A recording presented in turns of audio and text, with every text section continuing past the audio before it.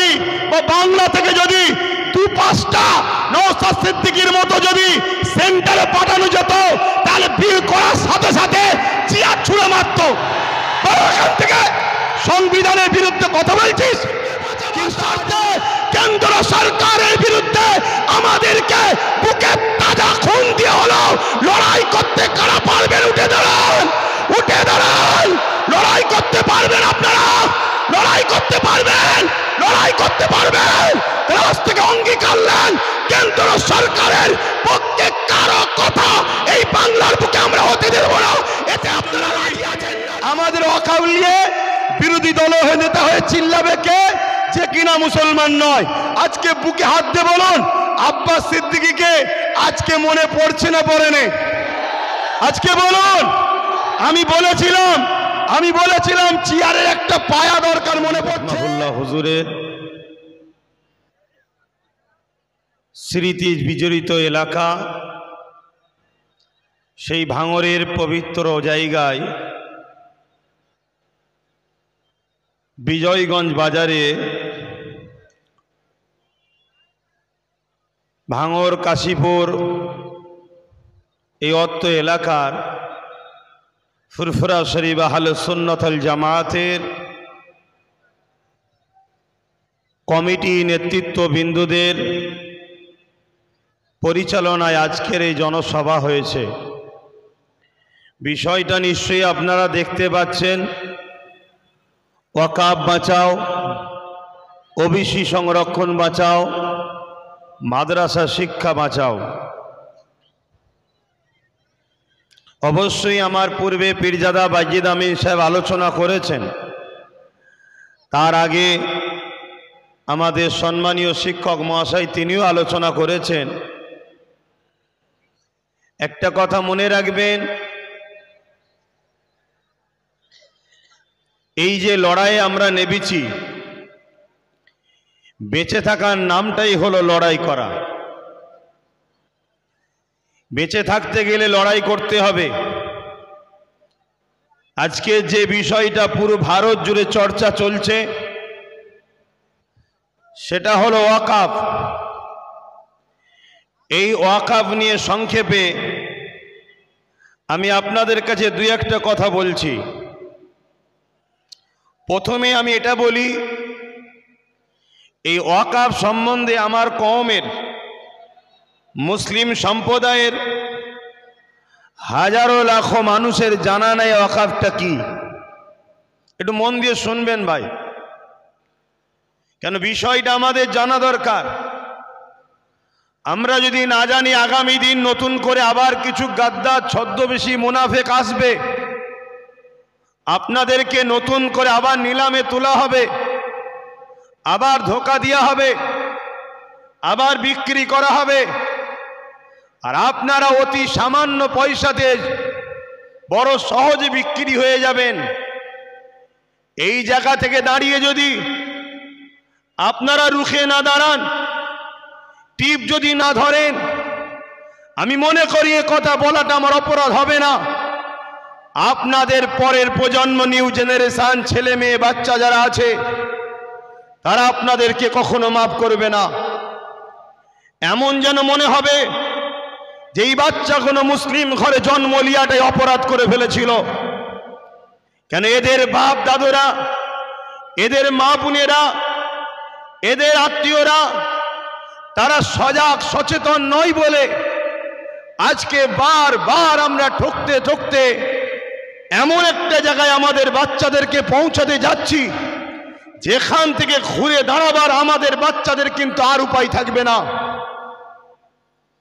দুনিয়ায় দুমুঠো খেয়ে বাঁচবে কি, তার থেকে বড় বিষয় দুনিয়ায় এক আল্লাহকে মানতে পারবে কি, প্রফেট মুহাম্মদ রসুলকে মেনে চলতে পারবে কি, প্রকাশ্য কলেমা পড়তে পারবে কি, নামাজ মসজিদে পড়তে পারবে কি, মসজিদে হাইয়া আলাস সালাহ হাইয়া আলাল ফালাহ বলতে পারবে কি, কুরআন পড়তে পারবে কি, মুখে দাড়ি মাথায় টুপি দিতে পারবে কি, মা বেটিরা হিজাব পর্দা রাখতে পারবে কি?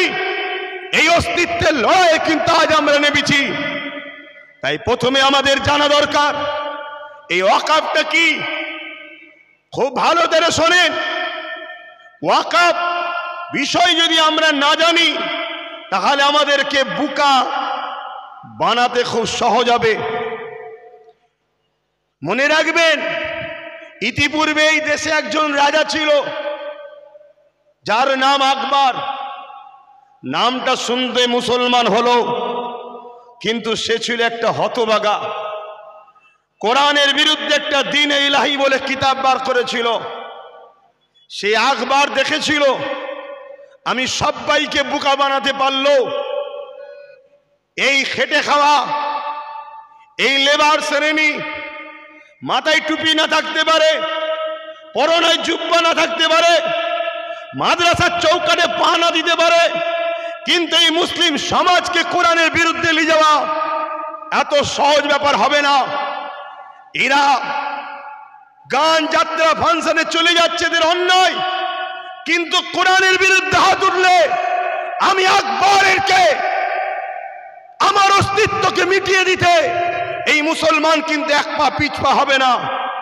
তাই হতভাগা আকবর দ্বীনে ইলাহি ঘোষণার আগে বড় প্ল্যান মাফিক কোটি কোটি টাকা দিয়ে মুফতি খরিদ করেছে, মৌলানা খরিদ করেছে, পীর সাহেব খরিদ করেছে।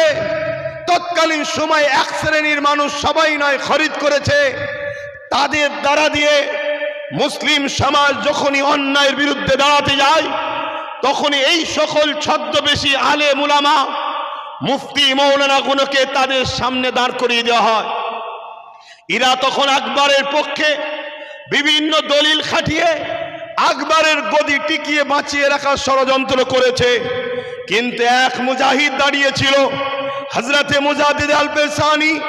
তিনি কিন্তু আকবরের বিরুদ্ধে সংগ্রাম করলো এবং তিনার পক্ষে যারা হকপন্থী আলেম উলামা ছিল তিনারাও দাঁড়ালেন। সংখ্যা অল্প হতে পারে, কিন্তু মুজাদ্দিদ আল পেশানি ফতে হয়েছিলেন। আকবরের নাম নিশানা মিটে গেছে। আজও পৃথিবীর মানুষ কোটি কোটি আকবরের নাম নিশানা জানে না, তার আস্তানা কোথায়, তার দরগা কোথায়, তার কোথায় সমাধি জানে না। কিন্তু মুজাদ্দিদ আল পেশানির কাছে কোটি কোটি মানুষ আজও ছুটে ছুটে যাচ্ছে, কেন? তিনি হকের পক্ষে ছিলেন। তো মনে রাখবেন, কেন্দ্রে যে সরকার আছে, আজকের এই জালিম, অত্যাচারী, স্বৈরাচারী, সংবিধান বিরোধী, দেশ বিরোধী, ভারতবাসী বিরোধী এই যে সরকার, এই সরকারও হয়তো আগামী দিন হাজারো লাখো উলামাদেরকে খরিদ করে নেবে।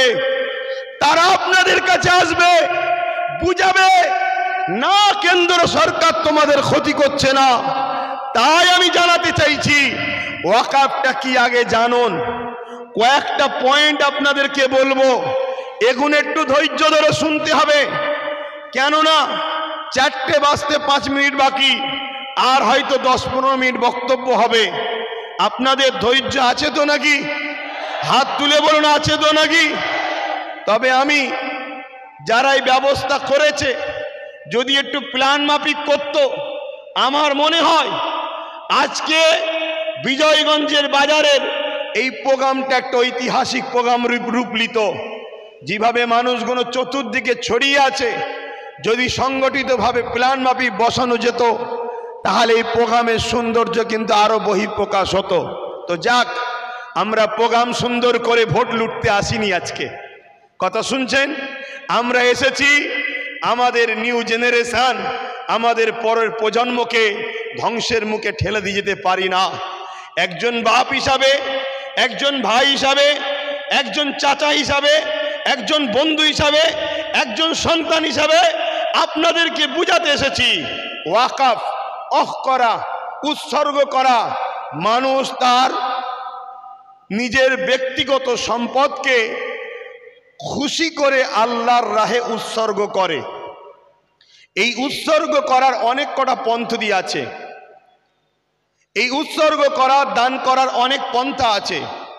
যেমন একটা হলো মৌখিক উৎসর্গ করা, হেবা করা, দান করা মৌখিক, যে আমার এই সম্পদ আমি বিজয়গঞ্জের ওই বাজার মসজিদকে আমি দান করে দিলাম।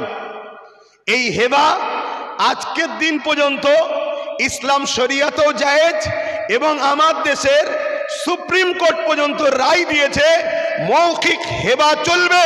কেন্দ্র সরকার এই মৌখিক হেবার সম্পদগুলোকে ঝেড়ে নিবার একটা নতুন ষড়যন্ত্রের বীজ রোপণ করছে। কথা মাথায় ঢুকছে?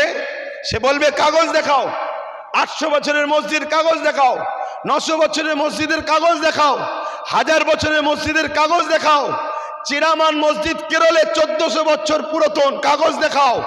কেরলে গুজরাটে 1300 বছরের মসজিদ, কাগজ দেখাও। কথা মাথায় ঢুকছে? তাহলে হেবা করার, দান করার, অফ করার পদ্ধতি আছে। আমার কথা মাইকে বুঝছেন?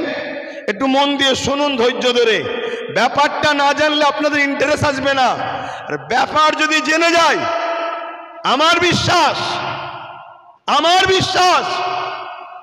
আমার কেন্দ্র সরকার যাকে গুরু বলে মানে, আমেরিকার ডোনাল্ড ট্রাম্পকেও নিয়ে এলো, ভারতের ইতিহাসে ওয়াকফকে নিতে পারবে না, এটা চ্যালেঞ্জ দিয়ে যাচ্ছি আমি আপনাদের কাছে।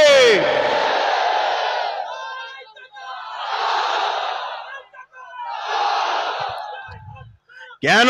ডোনাল্ড ট্রাম্পও জানে এরা উলো খেলাদের বংশের উত্তরসূরি নয়, এরা খালেদ বিন ওয়ালিদের উত্তরসূরি, এরা মৌলা আলী শেরে খোদার উত্তরসূরি, এরা ওমর ফারুকের উত্তরসূরি, এরা এই জমিনের উপরে ইতিহাস তৈরি করে দিয়ে যায়। কখনো এরা কারো কাছে মাথা নত করতে সেখানে সংখ্যা কম হতে পারে, অস্ত্র নাও থাকতে পারে, রাজপাওয়ার নাও থাকতে পারে। ব্রিটিশকে তাড়াবার পিছনে 90,000 প্লাসের মধ্যে 3 ভাগের 2 ভাগ আমাদের জান দিয়ে আছে। ব্রিটিশ কিভাবে তাড়াতে হয়েছে ওটা আমরা খুব ভালোভাবে জানি, তাই সাদা চামড়া তাড়িয়েছি, এবারে কালো চামড়াকে তাড়াবো। কিন্তু আমাদের ঘরে জানতে হবে ওয়াকফটা কি, এটা জানতে হবে। এই ওয়াকফ হাজার হাজার বছর ধরে চলে আসছে। শুনুন একটু ভাই, আমি বুঝাতে চাইছি। আর যদি বলেন যে না 2-4 কথা বলে দিয়ে ছেড়ে দেন, তো ছেড়ে দিচ্ছি। তাহলে একটু বুঝুন, আমাদের হাজার হাজার বছরের পূর্বপুরুষরা মুসলিম সমাজের বিকাশের জন্য, মুসলিম জাতির উন্নতির জন্য তারা তাদের মেহনতের উপার্জনের অর্থ সম্পদকে আল্লাহর রাহে দান করেছে। সেই সম্পদ টোটাল ভারতবর্ষে অনেক খাতা কলমে পাওয়া গেছে 27 লক্ষ বিঘে সম্পদ। কত? 27 লক্ষ বিঘে সম্পদ, কম বেশি। এই সম্পদ কি কাজে লাগবে? জিনেরা দান করেছে মসজিদ, মাদ্রাসা, ঈদগাহ, খানকা, কবরস্থান, এক কথায় মুসলিম জাতির কল্যাণ। এটা অন্য কোনো সম্পদ নয়, এটা সম্পূর্ণ ধর্মীয় ও ব্যক্তিগত সম্পদ। ইসলামে যেমন নামাজ একটা পার্ট, রোজা একটা পার্ট, হজ একটা পার্ট, যাকাত একটা পার্ট, ঠিক তেমন ইসলামেরই একটা পার্ট মানুষের সেবায় দান করা। এইটা দান করেছে। এই সম্পদ দীর্ঘ বছর ধরে চলে আসছে।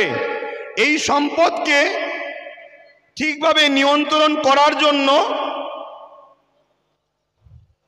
এই সম্পদকে হেফাজতে রাখার জন্য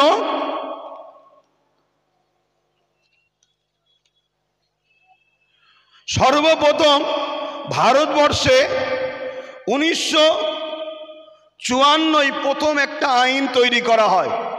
কংগ্রেস পিরিয়ড চলছিল। তাদের কাজকে আমি খুব একটা খারাপ বলবো না।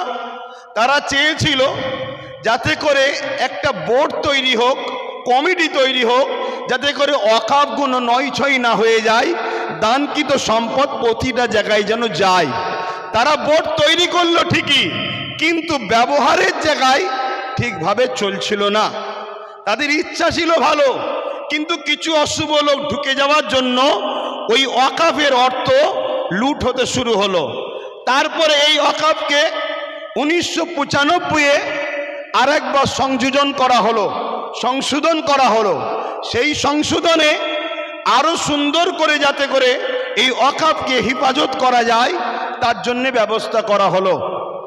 এরপরে এই 77 বছর আইন তৈরি হয়েছে, ওয়াকাফ হেফাজতের জন্য বোর্ডও হয়েছে, সুন্দর সিস্টেমও হয়েছে, কিন্তু দুঃখের বিষয় যারাই নেতৃত্বে যায়, যারাই দায়িত্বে থাকে, তারাই সরকার আন্ডারটেকিং, সরকারের নিয়ন্ত্রণের লোক যায়। তাই 77 বছর ধরে কম বেশি সব গভর্নমেন্টই এই ওয়াকাফের টাকার মধু চেকেছে। তার মানে আমাদের সম্পদ ঝেড়ে খেয়েছে। খোলা কথা, আপনাদের অসুবিধা হচ্ছে? আমাদের সম্পদের টাকা সবকটাই ঝেড়ে খেয়েছে।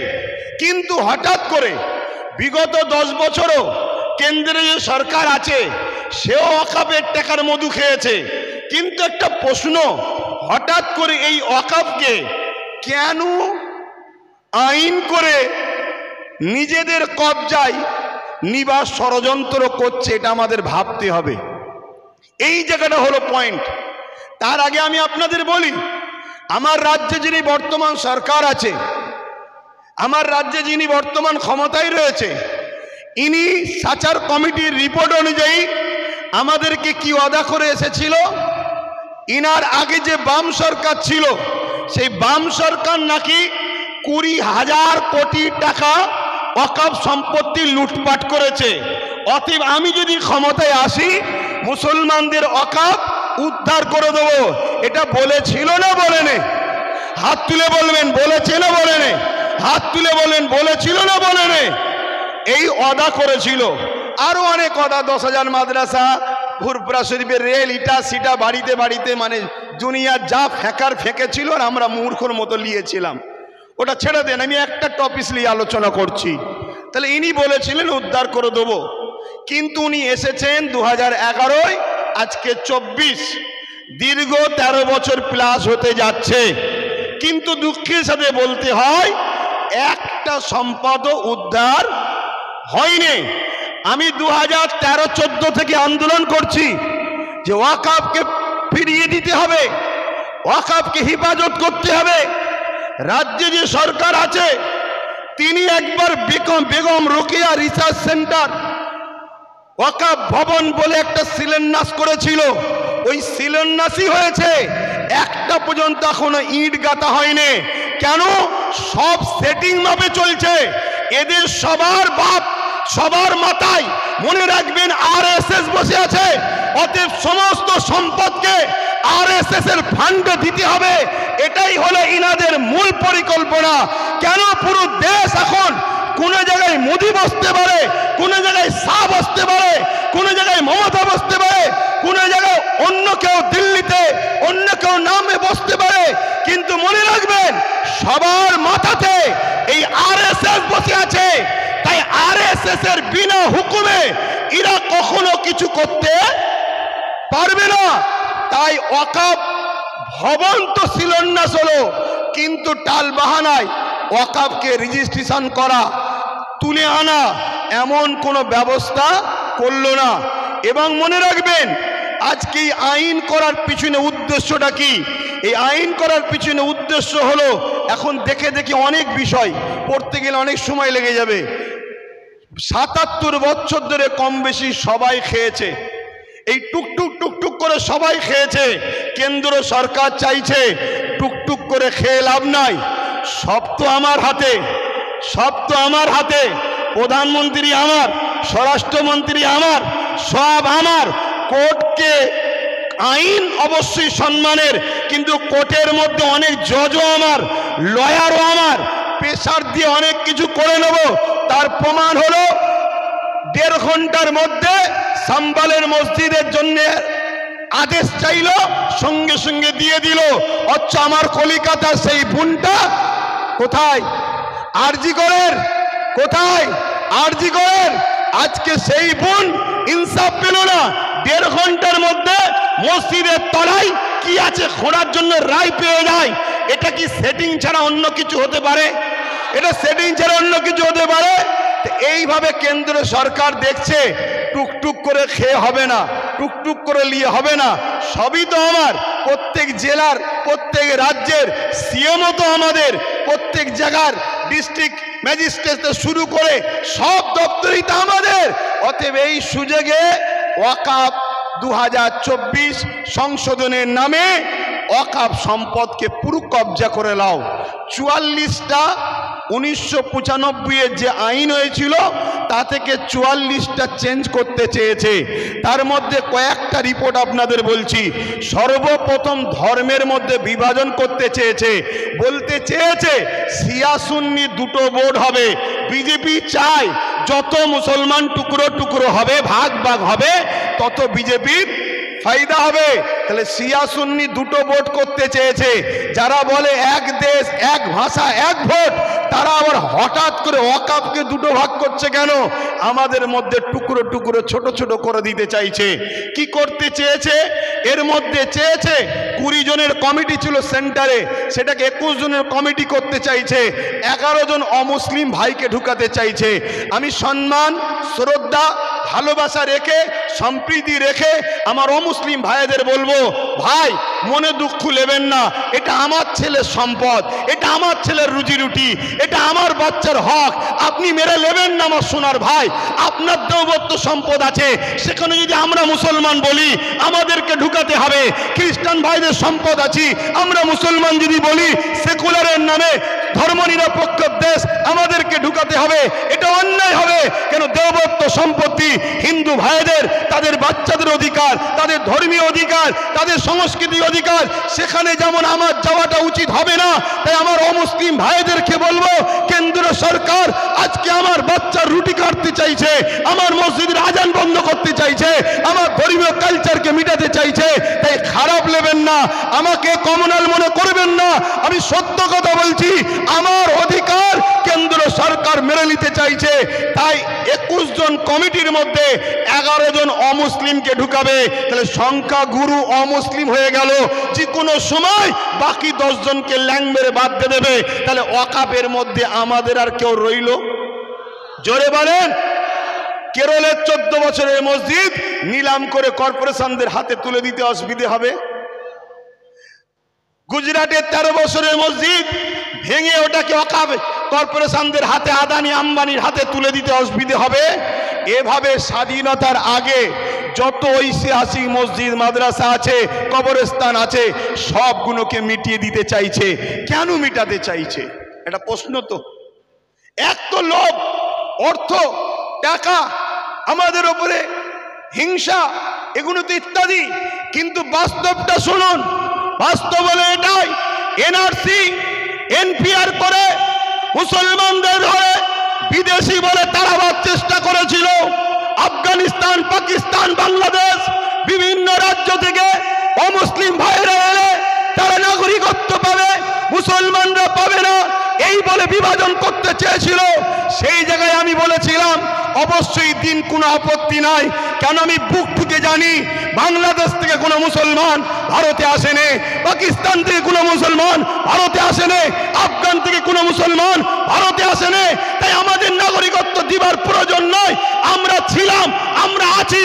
আমরা যে এখানকার প্রমাণ দেবো কি করে?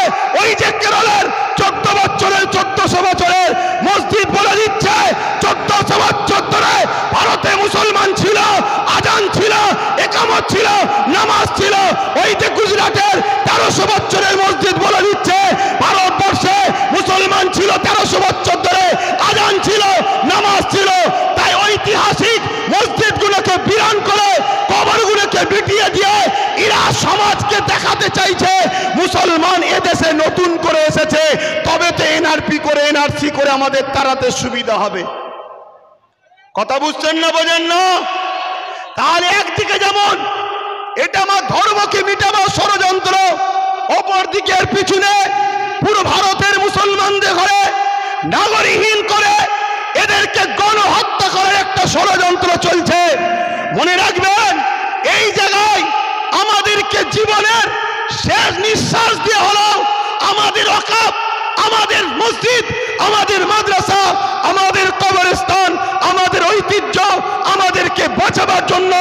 সংগ্রাম করে যেতে হবে। এতে আপনারা তৈরি আছেন না নাই বলুন? তৈরি আছেন তো নাকি?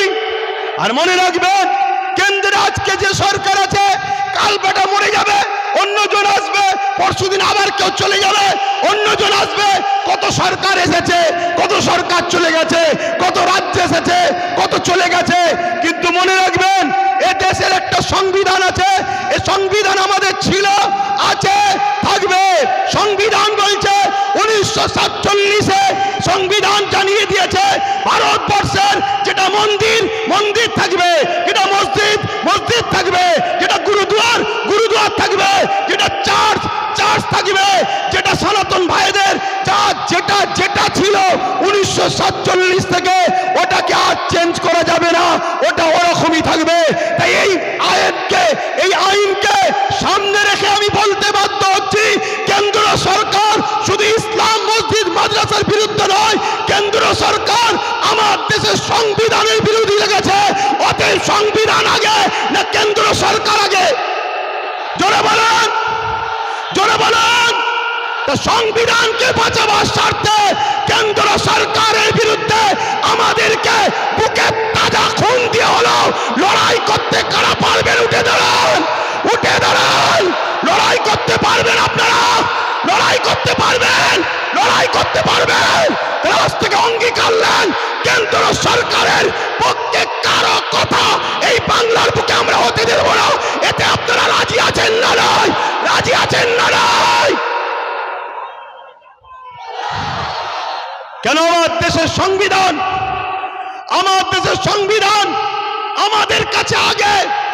আমার দেশের সংবিধানকে যে পোড়াগুল তুলবে, আমার দেশের সংবিধানের বিরুদ্ধে যে কথা বলবে, আমার দেশের সংবিধানকে যে মিটাতে চাইবে, আমরা তাকে মূল গোড়া থেকে মিটিয়ে দেওয়া রাজি আছে।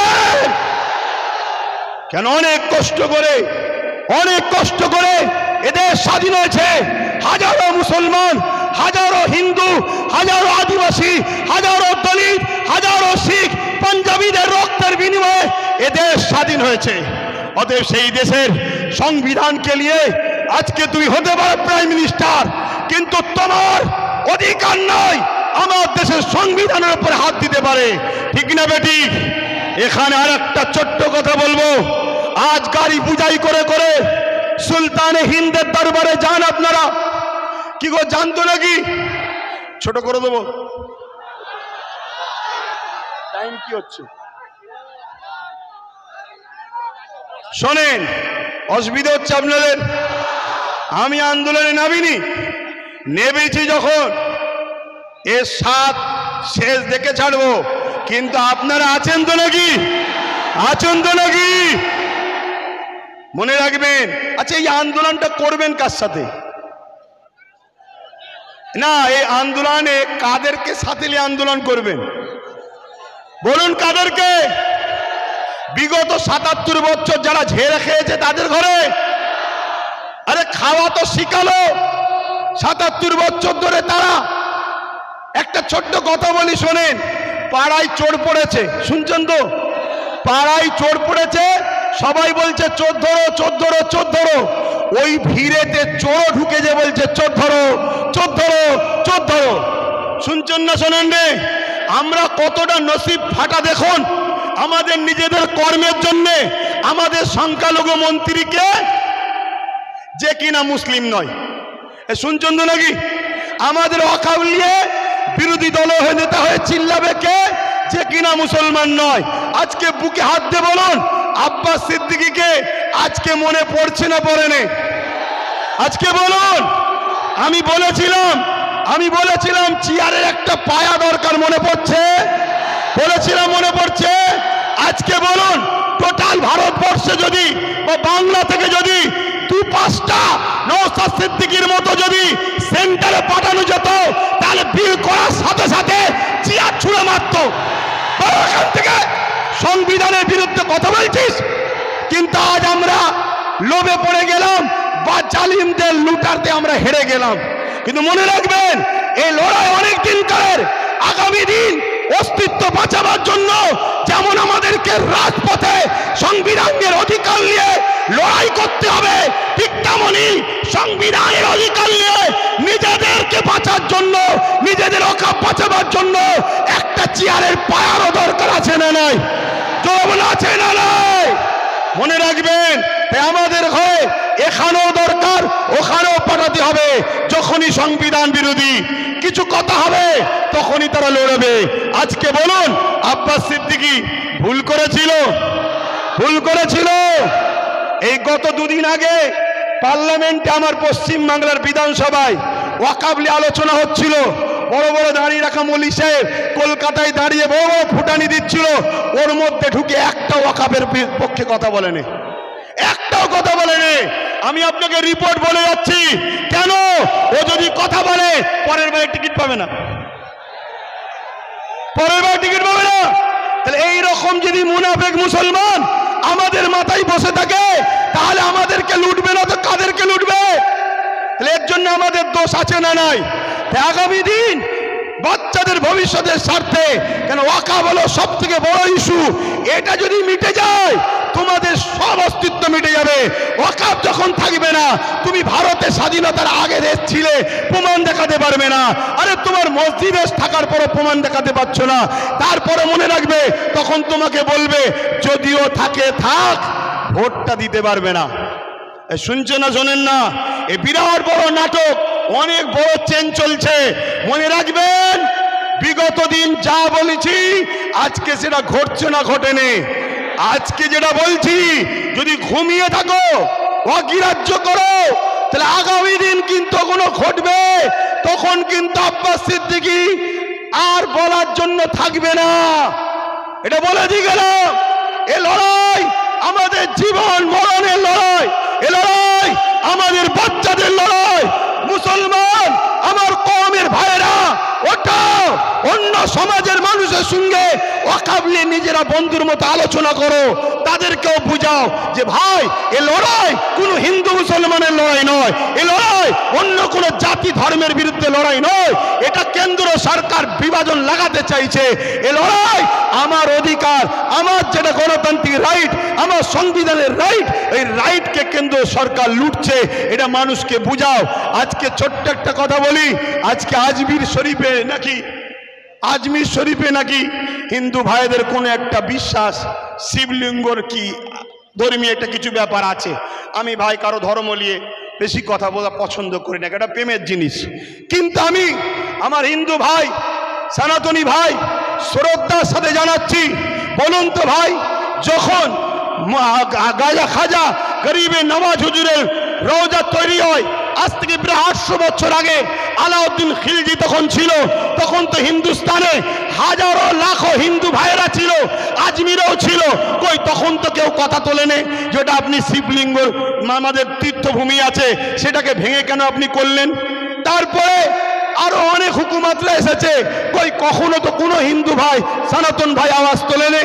তারপর ইংরেজ এসেছে, আজকে আমার দেশে এই বিজেপির অটল বিহারী বাজপেয়ী সাহেব এসেছে, কই তখন তো আওয়াজ ওঠেনি।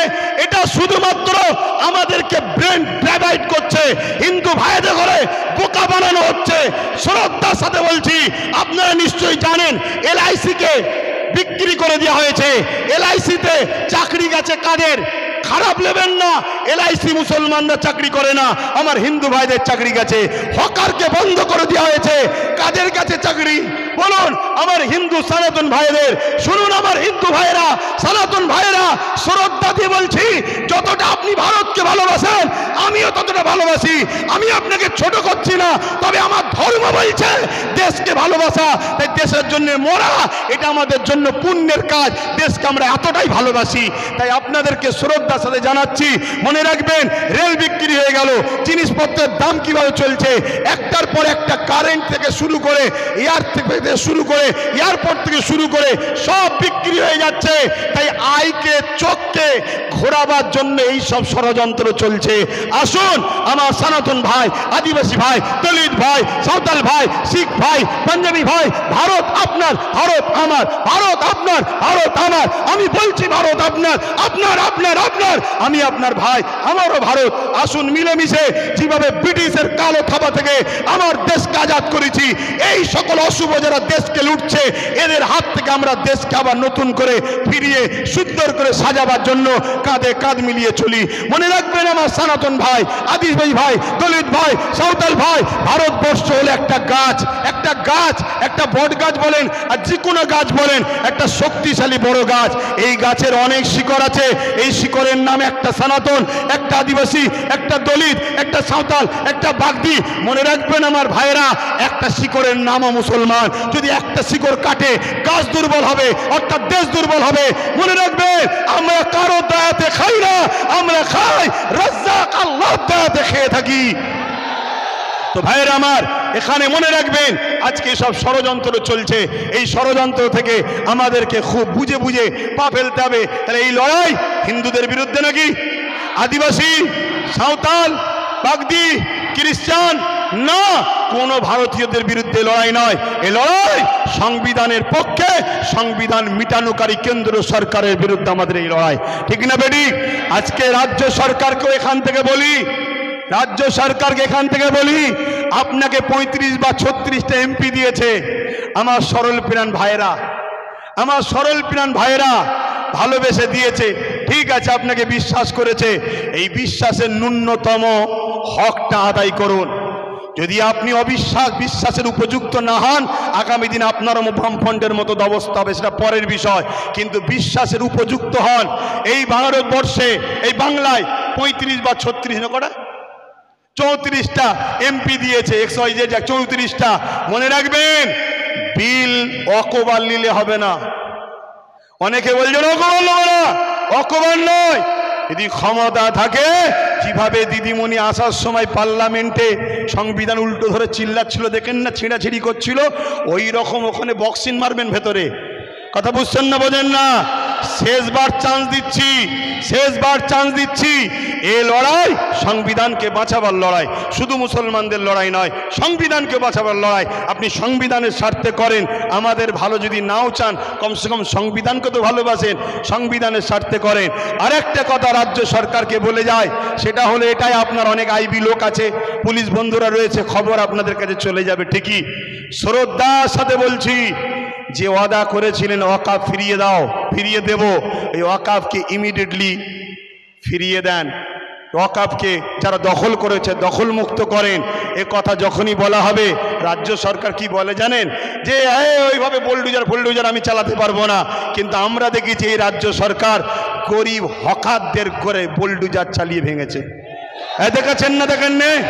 তাহলে আমার হিন্দু ভাইয়েরা, আদি সনাতন ভাইয়েরা, আমরা আপনাদের দুশ্মন নয়। মুদি দুশ্মনের নজর আপনাদের দেখাচ্ছে, চশমা খুলে ভাইয়ের নজরে দেখেন। আপনাদের জন্য আমার জান দিতে প্রস্তুত আছি আমরা, ঠিক না বেঠিক গো? হ্যাঁ, আমার হিন্দু ভাইয়েরা আমাদের নয়, তাই বলে দিলাম। তবে মনে রাখবেন, যদি কেউ মনে করেন যে আজ মনে হয় মুসলমানরা ফেঁসে গেছে, কেন সেন্টারে আমাদের, রাজ্যে আমাদের, সব জায়গায় আমাদের, তাহলে আমি বলবো, সত্য এমন একটা জিনিস, পৃথিবীর সব মিথ্যা এক জায়গায় হয়েও সত্যকে মিটাতে পারে না। কিন্তু ইনসাফের স্বার্থে, ইনসানিয়াতের স্বার্থে বলে গেলাম। যাক, আমি সংক্ষেপ করছি, শেষ কথা আপনাদের কাছে বলি, আগামী দিন দিল থেকে বলুন, এই লড়াই কি এখানে শেষ না চলবে? এই লড়াই এখানে শেষ না চলবে? এই লড়াইয়ের দুটো পন্থা আছে। একটা পন্থা হলো সংবিধান অনুযায়ী, সংবিধান যেভাবে রাইট দিয়েছে, সংবিধানের বাইরে গিয়ে আমি তাহলে নাই। সংবিধান অনুযায়ী কলিকাতার রাজপথ ধরে এই আন্দোলন পুরো দরকার হয়, একেবারে যেভাবে দখল নিয়েছে ওভাবে দখল নিতে হয়, লিয়া হবে, ঠিক আছে না বেঠিক? কথা বলেন, দরকার আছে না নাই? তো মনে রাখবেন, এই লড়াই চলবে, কিন্তু সংবিধানের ডায়েরির মধ্যে থেকে, সংবিধানের আন্ডারে থেকে, সংবিধানের বাইরে গিয়ে নয়। আর একটা কথা বলি, আপনারা বোকার মতো ছুটবেন না। ওই জায়গায় বললাম, চোর ভিড়ে ঢুকে বলছে চোর ধর, চোর ধর, চোর ধর। যারা আন্দোলন করছে বিগত দিন তাদেরকে দেখা গেছে, যারা ওয়াকাফ ছেড়ে খায় তাদের মুখে মুখ দিয়ে গুজুর গুজুর করেছে। আমার একটু ভাষা খারাপ ভাই, কারণ আমার ছেলে শুকিয়ে আছে, তো আমার ছেলে তো খেতে পাই না, আমি তো গার্জেন, আমার বাচ্চা শিক্ষা পাই না, আমার বাচ্চা গরিব, আমার বাচ্চা কলিকাতায় হোস্টেল পাচ্ছে না, পড়তে পাচ্ছে না, অথচ কলকাতায় 33 খানা এতিমখানাকে দখল করে রেখেছে শাসক। 33 খানা এতিমখানা রয়েছে কলকাতায়, ভিআইপি জায়গা রয়েছে, ওই জায়গাগুলোতে সব বিভিন্ন প্রমোটিং হয়ে যাচ্ছে, কোটি কোটি টাকার লেনদেন হচ্ছে রাজ ক্ষমতার জোরে। এমনি বলিনি যে রাজ ক্ষমতা দরকার, এমনি বলিনি রাজ ক্ষমতা দরকার। আরে আব্বাস সিদ্দিকী আসবে না, ওই নওশাদকে দিয়েছে, ওটাই থাকবে তোদের সাথে। আমি আমার যেটা করছি করব, কিন্তু তোমাদেরকে ভাবাচ্ছি, তোমরা ভাবো আজকে বিধানসভায় এতগুলো তো মুসলিম এমএলএ রয়েছে, এমপি রয়েছে, এই গত পরশু দিনে আলোচনা হয়েছে, কারো মুখে কথা নেই। তোমাদের নওশাদ, তোমাদের ভাঙড়বাসী, তোমাদের নওশাদ, তোমরা গর্ব করো, তোমাদের নওশাদ। তোমাদের এই ভাঙড়ে পাওয়ার গ্রিগেড যখন তৈরি হয় 3 বিঘে ওয়াকফ জায়গা ছেড়ে নিয়েছে। আমি বলে যাচ্ছি, মিলিয়ে নাও, 3 বিঘে ওয়াকফের জায়গা পাওয়ার গ্রিডের নামে নিয়েছে। পাওয়ার গ্রিডের প্রয়োজন আছে না নাই ভাঙড়বাসী জানে, ও বিষয়ে যাচ্ছি না, আরো জায়গা আছে তো, কিন্তু ওয়াকফ নিবি কেন? কথা বুঝে আসছে? আমি একটা ছোট্ট কথা বলবো, অনেকে বলতে পারে নওশাদ কি করলো। আমি একটা কথা বলবো, ওর আমি বড়, আমার ধর্মী হিসাব অনুযায়ী ও আমার জুতো ঘুরিয়ে দিতে হবে, ওর বড় ভাই আমি, সম্মানের দিকে। কথা বুঝে আসছে? আমি ওর নাম করতেছিনি। আমি একটা ছোট্ট কথা বলবো, ভাঙড়ে এয়ারপোর্টের নামে জমি নিতে গেছিল, জানেন তো? নিতে পেরেছে? এটা তোমরা তোমরাই তোমাদের নিজেদের তকদিরকে, আল্লাহর হুকুম তো বটে, করেছো ভালো। কি যদি ও না থাকতো, অন্য কেউ থাকলে একদিন সই করে জমিলে লাখ লাখ হাজার হাজার মুসলমানদের ঘরে উচ্ছেদ হয়ে যেত। কথা মাথায় ঢুকছে? কিন্তু ওই নেশার ঘোর এখনো কাটেনি। শুধু একটাই করো, যেখানে মুসলমান গ্রুপ বেশি হয় কেস দিয়ে তুলে দাও, নাই ভোটাভুটিতে ভাগ করে দাও, আর না হয় জমি অধিগ্রহণের নামে কেনে দাও। তো ভাই আমি আর কথা বাড়াবো না, আগামী দিন আপনারা আমার সাথে আছেন তো নাকি? কথা বলুন, আছেন তো নাকি? একেবারে সত্য হাত তো, এটা একদম কোনো ধোকা নয় তো। অনেক কষ্ট করে যেতে হবে, গাড়ির পয়সা খরচ করে। সরকার নয়, আমি সরকারি ফান্ড নেই, সরকার নয়, সরকারি ফান্ড নেই। আর আমাকে পিছন থেকে সরকারও দেয়নি যে আব্বাস তুমি একটু নেমে যাও। আমাকে বলুনি, শুধু ওইদিকে বলো না, 8 আনা যে খাবে সেও চোর, 1 টাকা যে খাবে সেও চোর। কথা বুঝে আসছে না নাই? তো সেই জায়গায় হাত নামান। আগামী দিন ভাই আমার, সবাইকে একটু সংগঠিত হতে হবে। মা বোনেদের ঘরে বাড়ি বাড়ি গিয়ে শোনাবেন যে ওয়াকফ আমাদের বাঁচাতে গেলে গণতান্ত্রিক প্রক্রিয়ার সংগ্রাম যেমন, আর একটা হলো কি, লাঠি তৈরি করতে হবে। লাঠি বোঝেন না? হ্যাঁ, এখানে বিল হচ্ছে, সেখানে যদি আপনার লোক থাকে বিল ধরে ছিঁড়ে ফেলবে। বেশি কথা বললে চেয়ারে উল্টো দিক দিয়ে দেবে। ওই দরকার আছে না নাই? হ্যাঁ, কেন তুমি সংবিধান বিরোধী কাজ করছো? এর জন্য লোক দরকার আছে। আর এই ত্যাগ স্বীকার করতে আপনাদের ঘরে একটা জিনিস করতে হবে, কি? নিজেদের মধ্যে আমি বড় হব, আমি বড় হব, আমি বড় হবে স্বপ্ন ছাড়তে হবে। নিজের বাচ্চার ভবিষ্যতের জন্য আসো, সব কিছু কুরবান করো, লোভ লালসা কুরবান করো, চিটিংবাজি ধোকাবাজি কুরবান করো। 2-4টে গাদ্দারি করেছে বলে চিন্তা করনি। মনে রাখবে, ও গাদ্দারদের চিন্তা করার দরকার নেই। আল্লাহ যেটা করে ভালোর জন্য করে, পচা ঝাঁজ বেরিয়ে যায় ভালো, কারো জন্য কোনো কিছু আটকায় না।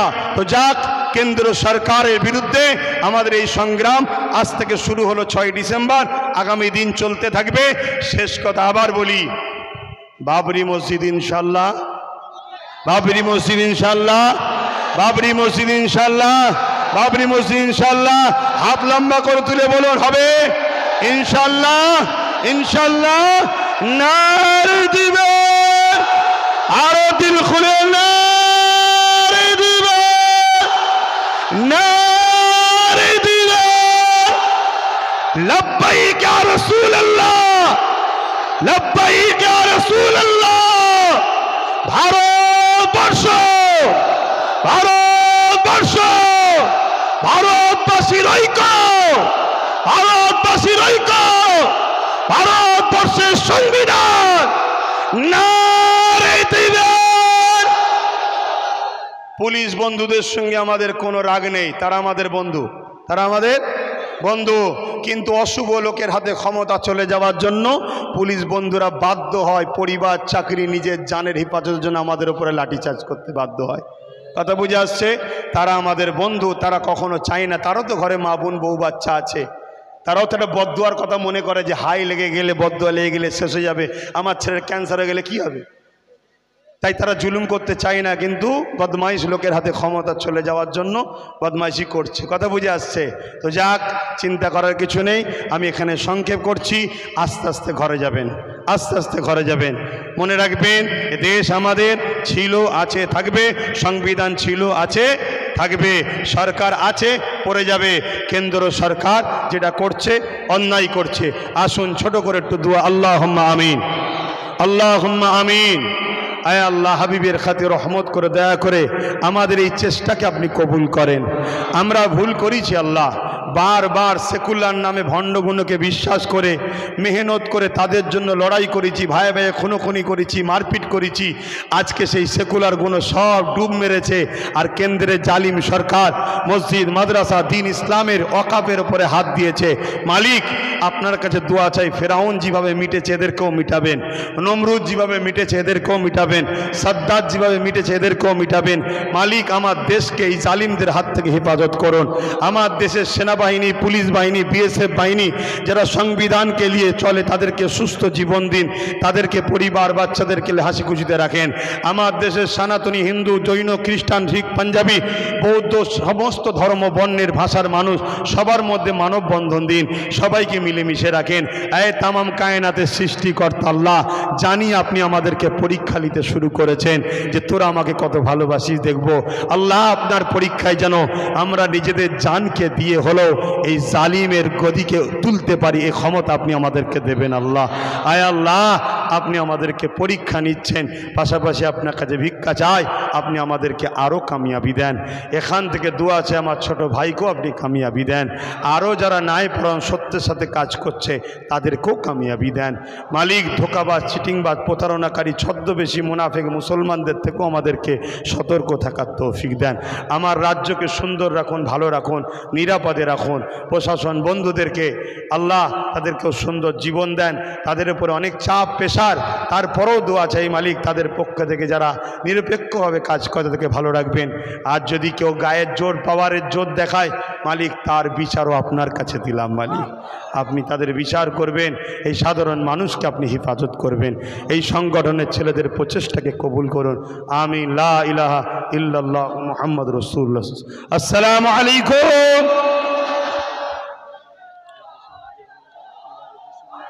না না, আমরা বিভিন্ন জায়গায় প্রোগ্রাম আরও করছি, আপনাদের এখান থেকে শুরু হলো। তো যাক, আস্তে আস্তে যাবেন, আস্তে আস্তে যাবেন। যেদিন আমি কলিকাতায় ডাকবো, খবর পেলে একটু সময় দিতে